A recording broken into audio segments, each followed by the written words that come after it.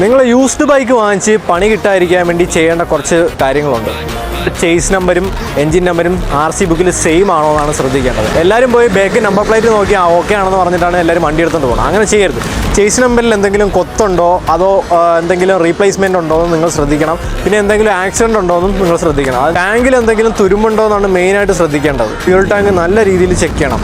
എന്തെങ്കിലും റസ്റ്റോ കാര്യങ്ങളോ ഉണ്ടോ എന്ന് ചെക്ക് ചെയ്യണം. റസ്റ്റ് ഉണ്ടെന്നുണ്ടെങ്കിൽ നമുക്ക് റീപ്ലേസ് ചെയ്യാനേ പറ്റുള്ളൂ. 13,000 രൂപ ടാങ്കിന് വിലയുണ്ട്. അപ്പോൾ ഫ്യൂൽ ഇഞ്ചക്ഷൻ വണ്ടിയാണ് നിങ്ങൾ എടുക്കുന്നതെന്നുണ്ടെങ്കിൽ നിങ്ങൾ ഫ്യൂൽ പമ്പിൻ്റെ ഹെൽത്ത് മസ്റ്റായിട്ട് ചെക്ക് ചെയ്യണം. കാരണം വണ്ടി എന്തെങ്കിലും മിസ്സിംഗ് ഉണ്ടോ, ഫ്യൂൽ പമ്പ് ഓക്കെ ആണോ എന്ന് ചെക്ക് ചെയ്തോണം. ഫ്യൂൽ പമ്പിന് 13,000 15,000 ആ റേഞ്ചിലൊക്കെ വിലയുള്ളതാണ്. ടാപ്പറ്റ് നോയ്സോ വാൽവടിയോ എന്തെങ്കിലും പ്രശ്നം ഉണ്ടോ എന്ന് മെയിനായിട്ട് ചെക്ക് ചെയ്യണം. 6,000 രൂപ ആ റേഞ്ചിൽ കോസ്റ്റ് വരുന്നതാണ്. ഇപ്പോൾ ക്രാങ്കിൻ്റെ സൗണ്ടോ എന്തെങ്കിലും കാര്യങ്ങളുണ്ടെങ്കിൽ നിങ്ങൾ അത് മെയിനായിട്ട് ശ്രദ്ധിക്കണം. അതൊരു വലിയ പണിയാണ്. ഒരു 10-15,000 രൂപയിൽ നിൽക്കുന്ന പണിയാണ്. പിന്നെ സെൽഫ് വരുന്ന ടൈപ്പായിട്ടുള്ള ക്ലാസിക് അങ്ങനെയുള്ള വണ്ടികളൊക്കെ എടുക്കുമ്പോൾ നിങ്ങൾ അതിൻ്റെ സ്പാ ക്ലച്ച് എന്ന് പറയുന്ന സാധനം, 1 വേ ക്ലച്ച് എന്ന് പറയും, ഇപ്പോൾ 10,000 രൂപ കോസ്റ്റ് വരുന്നതാണ്.